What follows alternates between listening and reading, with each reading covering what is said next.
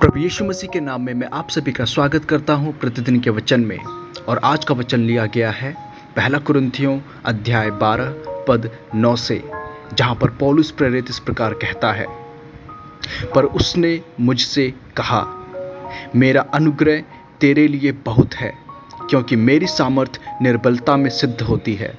इसलिए मैं बड़े आनंद से अपनी निर्बलताओं पर घमंड करूंगा कि मसीह की सामर्थ मुझ पर छाया करती रहे। आमीन। इस वचन के पढ़े और सुने जाने पर हम सभी आशीषित हो। आमीन।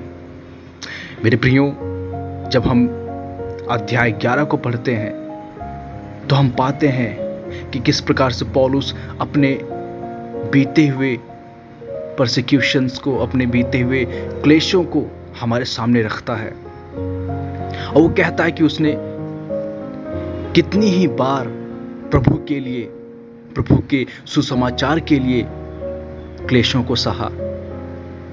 और फिर अंत में हम अध्याय 12 में हम देखते हैं कि उसके शरीर में भी एक चुभन है, और वह प्रभु ने इसलिए उसके अंदर रखी है ताकि वह जान सके कि हाँ, प्रभु की सामर्थ उसके ताकत में नहीं, प्रभु की सामर्थ उसके सामर्थ्य में नहीं, पर उसकी निर्बलता में सिद्ध होती है। मेरे प्रियो, यहां पर प्रभु की इतनी सुंदर प्रतिज्ञा है, और वो कहता है, हमारा प्रभु कहता है, मेरा अनुग्रह तेरे लिए बहुत है। मेरे प्रियो, मैं आपको आज उत्साहित करना चाहता हूं कि हम अपने सामर्थ्य पर निर्भर ना रहें। यह प्रभु का अनुग्रह है जो हमको हर एक नए दिन एक नई आशा के साथ उठ खड़ा करता है। हमें परमेश्वर का धन्यवाद करना चाहिए। और आगे प्रभु कहते हैं, क्योंकि मेरी सामर्थ निर्बलता में सिद्ध होती है। मेरे प्रियो, मैं आपको उत्साहित करना चाहता हूं कि हमारा प्रभु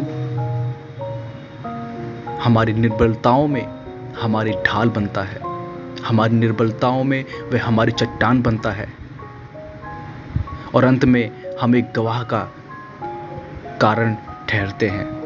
पद 10 में पौलुस कहता है, इस कारण मैं मसीह के लिए निर्बलताओं में और निंदाओं में और दरिद्रता में और उपद्रवों में और संकटों में प्रसन्न हूं, क्योंकि जब मैं निर्बल होता हूं तभी बलवंत होता हूं।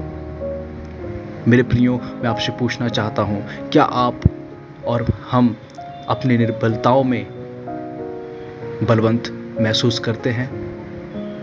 यदि नहीं, तो हमें अपने आप को जांचने की आवश्यकता है कि कहीं हमारा विश्वास कमजोर तो नहीं। हमें पौलुस के समान एक विश्वास भरा जीवन जीने की आवश्यकता है। मेरे प्रियो, आइए हम प्रभु से मांगे।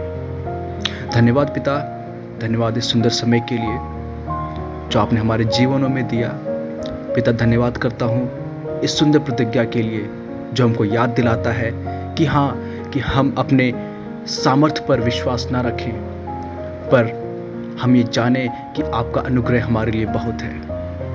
हम जाने कि हमारी निर्बलताओं में आप हमारी ढाल बनते हैं, आप हमारी चट्टान बनते हैं, और आप हमको दोबारा उठ खड़ा करते हैं। धन्यवाद करता हूँ पिता परमेश्वर हर एक अनुग्रह के लिए। होने दीजिए कि हम आपकी प्रतिज्ञाओं पर विश्वास करके जीवन में और आगे बढ़ते चले जाएं। धन्यवाद पिता। प्रार्थना प्रभु यीशु के नाम से मांगता हूँ। आमीन।